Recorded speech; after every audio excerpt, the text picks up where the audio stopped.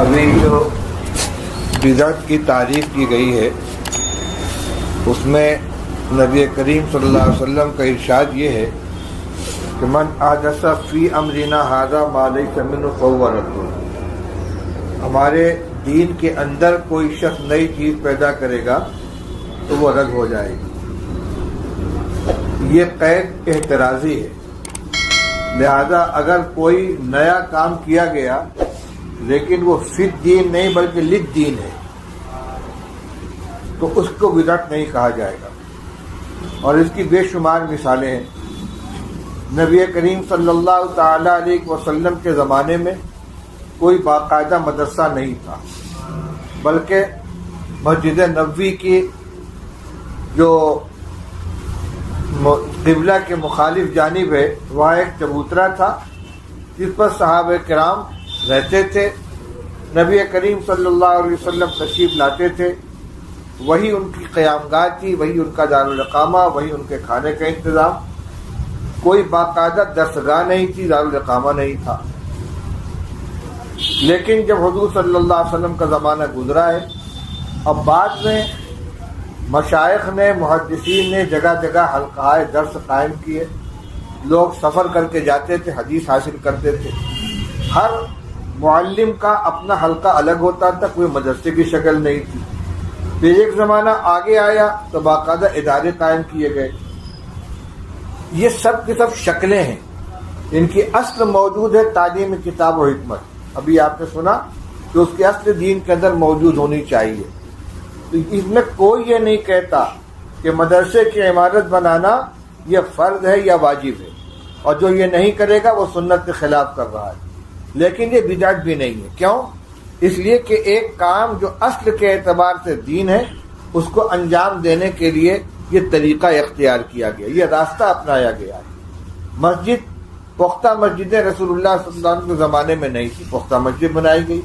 آج مسجدوں میں فرش بچھایا جاتا ہے، حضور کے زمانے میں کوئی فرش نہیں تھا۔ روشنی کا انتظام کیا جاتا ہے، پنکھا لگایا جاتا ہے۔ یہ ساری کی ساری چیزیں للدین ہیں، دین کے عمل کو فروغ دینے کے لیے، اس کے اندر سہولت پیدا کرنے کے لیے۔ یہ بات اس لیے کہہ رہا ہوں کہ جب مبتدعین کے سامنے یہ روایت پیش کی جاتی ہے کہ دین میں کوئی نیا کام بڑھاؤ گے تو وہ بدعت ہو جائے گی، تم میلاد کرتے ہو، فاتحہ کرتے ہو، تیجا چالیسواں کرتے ہو، اور جو اس کو نہ کرے تم اس کو وہابی کہتے ہو، تو کہتے تم نے مدرسہ قائم کی تو بدعت ہے۔ حضور کے زمانے میں کہاں تھا؟ مسجد پختہ بناتی تو بدعت ہے۔ یہ فرق سمجھانے کی بات ہے کہ کوئی حضور صلی اللہ علیہ وسلم کے زمانے میں جو کام دین کے اندر تھا اس کی مدد کے لیے اگر کوئی راستہ اختیار کیا جاتا تو وہ بدعت نہیں ہے، اور تم جو عمل کر رہے ہو تم اس کے خلاف کرنے والے کو وہابی کہتے ہو، بدعقیدہ کہتے ہو۔ علامہ انور شاہ کشمیری رحمۃ اللہ علیہ نے بہت اچھی بات فرمائی ہے کہ ایک رسم اور ایک بدعت۔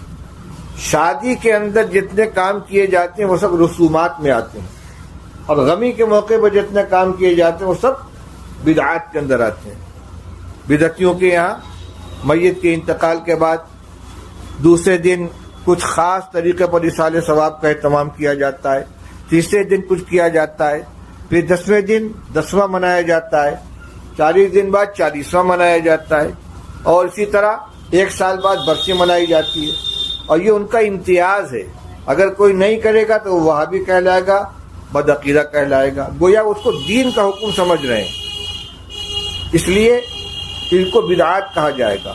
اور شادی کے موقع پر کوئی باجا بجا رہا ہے، کوئی گھوڑا پر سواری کرا رہا ہے، کوئی لمبی چوڑی دعوت کر رہا ہے، اس کو کوئی دین نہیں سمجھتا، اس کو دین سمجھ کر نہیں کیا جائے، لہذا یہ بدعات ہے۔ یہ رسم و رواج ہے، اسراف کی بنا پر، فضول خرچی کی بنا پر، اور دیگر لغو امور میں مبتلا ہونے کی بنا پر ان کو منع کیا جائے گا۔ فوٹوگرافی حرام ہے، ناچ گانا حرام ہے، میوزک بجانا حرام ہے، تو یہ دین سمجھ کر نہیں کیا جاتا، لہذا اس کو رسم و رواج کہا جائے گا۔ اور جو کام غمی کے موقع پر کرتے ہیں اس کو دین سمجھ کے کرتے ہیں، اس لیے وہ کیا کہلائے گا؟ بدعت کہلائے گا۔ تو فی امرنا ھذا کو پیش نظر رکھنا چاہیے کہ للدین اگر کوئی کام کیا جا رہا ہے اس کو لازم نہیں سمجھا جاتا، دین کے لیے ضروری نہیں سمجھا جاتا، محض ایک ذریعے کے طور پر ہے۔ روشنی مطلوب ہے، اب اس روشنی کے لیے بلب جلایا جائے، چراغ جلایا جائے، لائٹ جلائی جائے، یہ سب ذرائع ہیں۔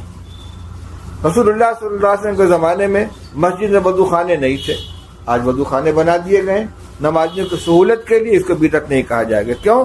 یہ نماز کی مدد کے واسطے ہیں، تو اس کا فرق رہنا چاہیے۔ ہاں عبادت کے سلسلے میں کوئی نئی چیز آدمی لے آئے گا تو بدعت ہو جائے گی۔ حضرت علی رضی اللہ تعالیٰ عنہ عید کے دن عیدگاہ میں تشریف لائے، ایک صاحب کھڑے ہو کر نماز کی نیت باندھنے لگے، فرمایا رک جاؤ، نماز نہیں ہے یہاں۔ اس نے کہا کہ میں سمجھتا ہوں کہ اللہ تعالیٰ نماز پڑھنے کے اوپر عذاب نہیں دیں گے۔ آپ نے فرمایا میں بھی جانتا ہوں کہ اللہ تعالیٰ نماز پڑھنے پر عذاب نہیں دیں گے، لیکن عیدگاہ میں رسول اللہ صلی اللہ علیہ وسلم نے نہ عید کی نماز سے پہلے نماز پڑھی ہے، نہ عید کے بعد نماز پڑھی ہے۔ تو یہ عبادت کے عمل کے اندر تم اپنی طرف سے ایک نئی چیز شامل کر رہے ہو۔